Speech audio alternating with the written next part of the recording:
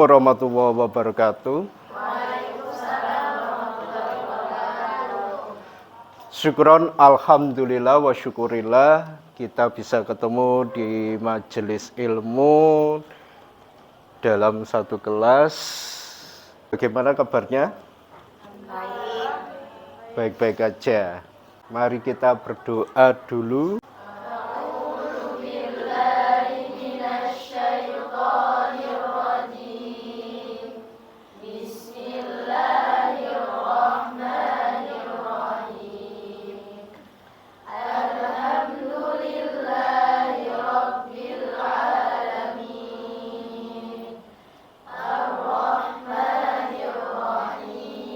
Saya absen dulu. Hadir semua apa enggak?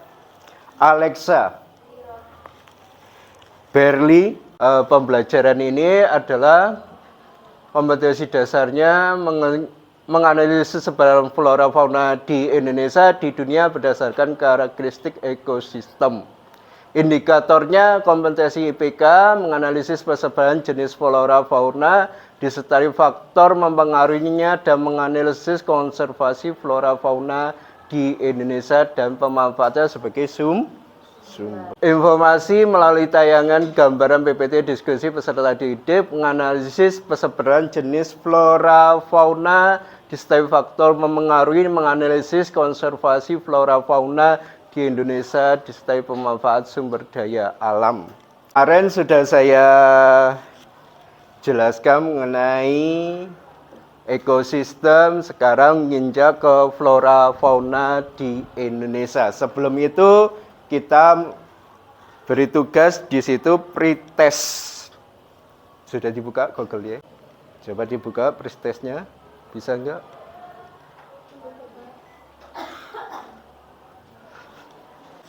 Gimana rasanya? Sudah bisa mengerjakan itu tadi? Mengenai pretestnya. Oke, kita lanjutkan. Zel-zel untuk semangat. Bisa gak?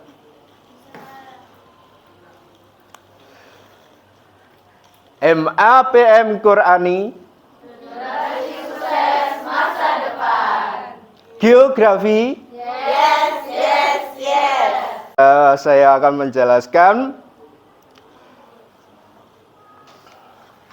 persebaran flora fauna di Indonesia itu diakibatkan adanya faktor klimatik dan faktor fisiografis dan faktor edafik dan faktor biotik. Ini yang mengakibatkan persebaran flora fauna di dunia dan di Indonesia. Kemudian ada prasarana yang mendukung untuk persebaran flora fauna di dunia dan di Indonesia, yaitu udara, manusia, dan lahan. Ya.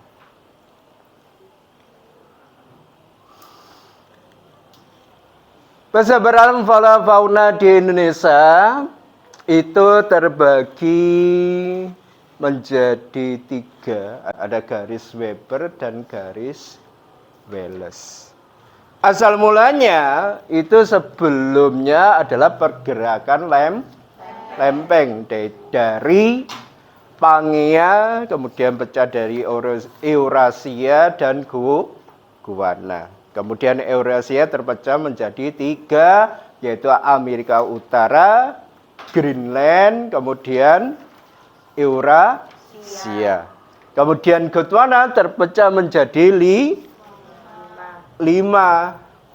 yaitu Afrika, Antartika, India, Australia.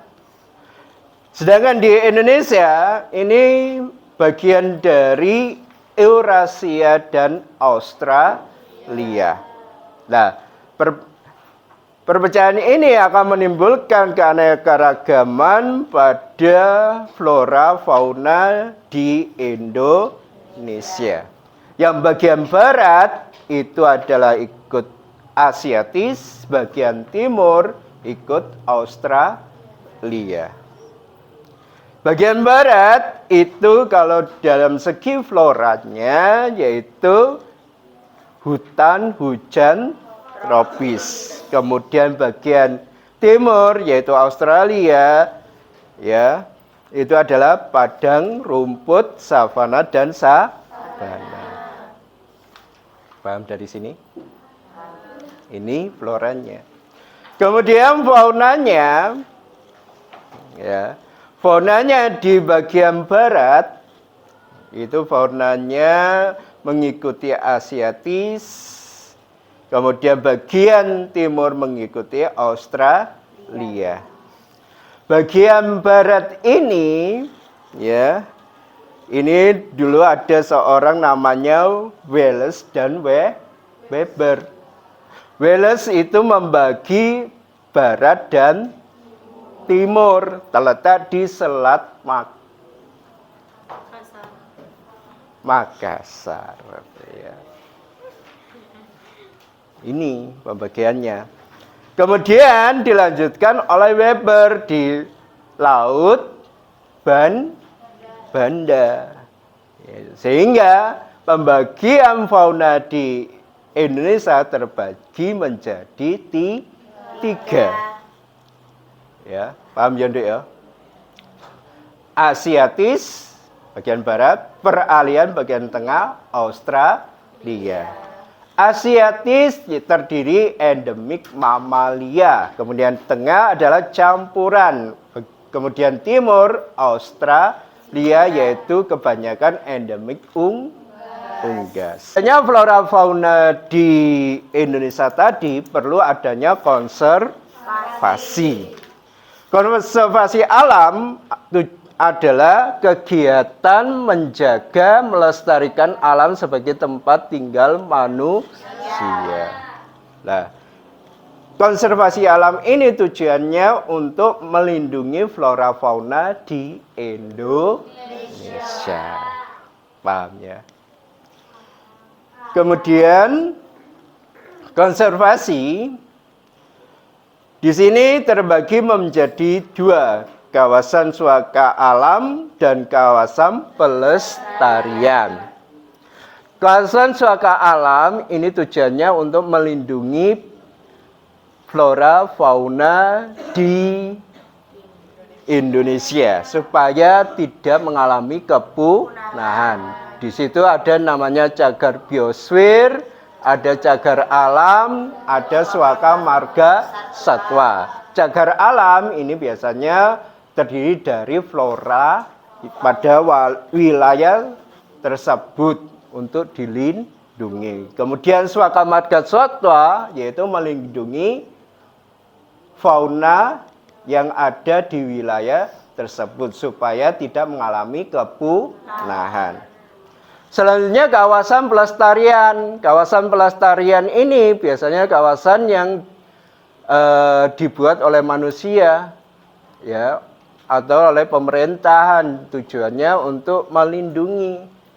Contohnya Taman Nasional, kemudian Taman Wisata Alam, kemudian Taman Hutan Raya, kemudian Kebun Raya dan Kebun Binatang. Kita membahas masalah yang terjadi. Pembagian kelompok ini saya bagi A, B, C, D, E 5. Ini kamu kerjakan dengan kelompok dan kamu bisa buka di situ Google Chrome-nya plus YouTube-nya sudah ada di dalam situ.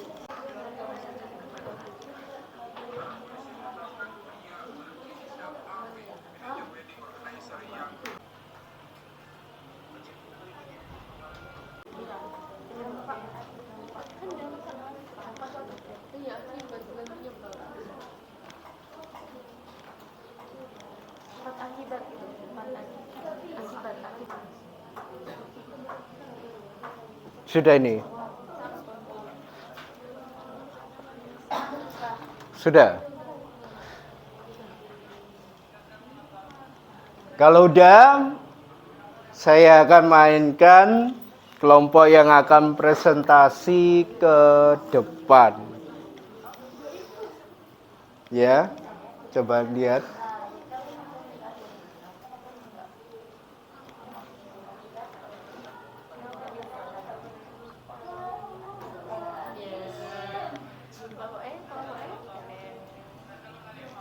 Kelompok E. Ayo maju ke depan mewakili. Tadi setelah kita melihat YouTube, kita bisa menjawab beberapa soal yang ada di sini. Soal yang pertama, mengapa Komodo Nusa Tenggara Timur mengalami kepunahan? Tadi kita lihat YouTube, jawabannya karena pemanasan global dan kenaikan air laut turut menjadi ancaman bagi keberlangsungan hidup komodo dan diprediksi akan mengurangi 30% populasi komodo dalam 45 tahun ke depan. Yang kedua, faktor fisik apa yang mempengaruhi komodo di Nusa Tenggara Timur mengalami kepunahan? Yang pertama, penjualan ilegal yang dilakukan di pasar gelap. Yang kedua, pencalonan Pulau Komodo menjadi salah satu 7 keajaiban dunia. Yang ketiga, perburuan liar rusa dan babi serta perubahan lingkungan akibat pembakaran liar. Soal yang ketiga, bagaimana dampak negatif kepunahan komodo bagi bangsa Indonesia? Jawabannya adalah kekayaan alam akan hilang dan tidak dapat dilestarikan kembali. Soal yang keempat, bagaimana peranan pemerintah untuk menghindari kepunahan komodo di Nusa Tenggara Timur? Jadi pemerintah untuk mengatasi kepunahan komodo, pemerintah di Indonesia mengupayakan beberapa cara. Salah satunya yaitu membangun habitat khusus komodo di Nusa Tenggara Timur. Yang kelima, bagaimana peranan masyarakat untuk menghindari kepunahan komodo di Nusa Tenggara Timur? Jawabannya ada 5. Yang pertama, pelestarian kondisi alam. Yang kedua, meningkatkan pariwisata. Yang ketiga, menjaga makanan komodo. Yang keempat, melarang pemburuan dan perdagangan komodo. Yang kelima, melakukan penangkaran komodo. Assalamualaikum warahmatullahi wabarakatuh. Perkenalkan, saya dari perwakilan kelompok D akan menjelaskan tentang film yang sudah tadi kami lihat di YouTube mengenai kepunahan bekantan. Nah, di sini ada 5 pertanyaan. Pertanyaan yang pertama, mengapa bekantan di Kalimantan mengalami kepunahan? Jawabannya adalah karena adanya konflik dengan manusia seperti konversi lahan dan degradasi habitat serta sulitnya perkembangbiakan di habitat asli.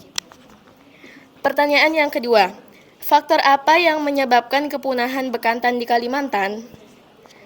Jawabannya yaitu yang pertama perburuan liar, dan yang kedua penebangan liar, dan yang terakhir pembakaran hutan. Pertanyaan yang ketiga, bagaimana dampak kepunahan bekantan pada bangsa Indonesia? Jawabannya adalah bekantan terpecah belah dari kelompok besar menjadi kelompok yang lebih kecil dan yang membuat mereka melakukan proses kawin kerabat. Yang kedua, dan bekantan berfungsi sebagai pengatur sinikultur hutan dengan memakan daun pucuk tanaman. Jika suatu populasi bekantan berkurang, maka ekosistem akan mempengaruhi ekosistem tidak ada seimbang. Tidak akan seimbang. Pertanyaan yang keempat, bagaimana peranan relawan dalam menghindari kepunahan bekantan? Jawabannya adalah penanaman pohon bakau di kawasan hutan riparian, batas antara sungai atau laut dengan daratan atau pemukiman.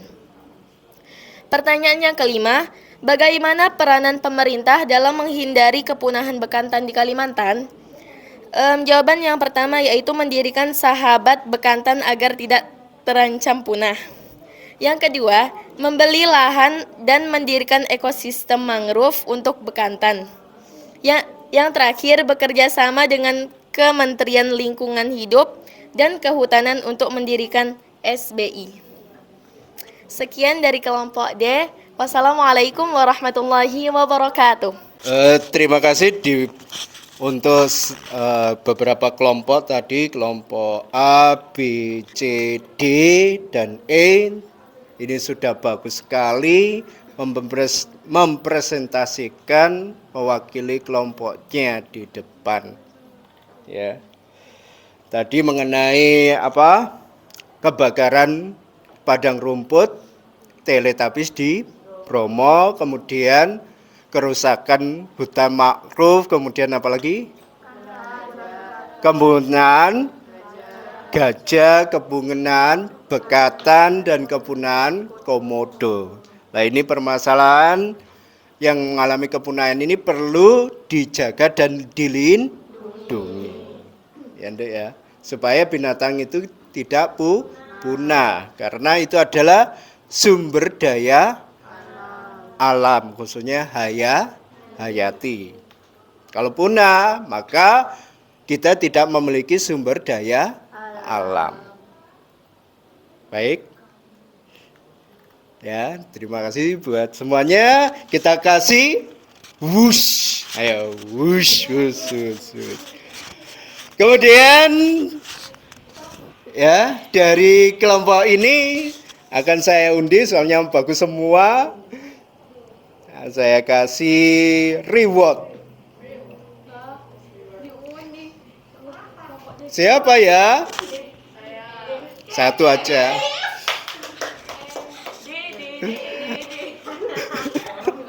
Kelompok D, maju ke depan.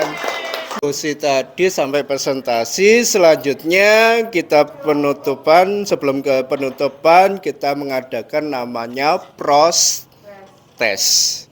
Ya, saya kepingin tahu dari tadi di awal ada namanya pre-tes, sekarang ada protes. Ya, monggo dikerjakan. Kalau udah, dari jawaban pre-tes yang paling cepat, post-tes yang paling cepat, ya, pre-tes tadi yang bagus, kemudian post-tes yang paling cepat adalah salah satu maju ke depan. Ayo maju ke depan.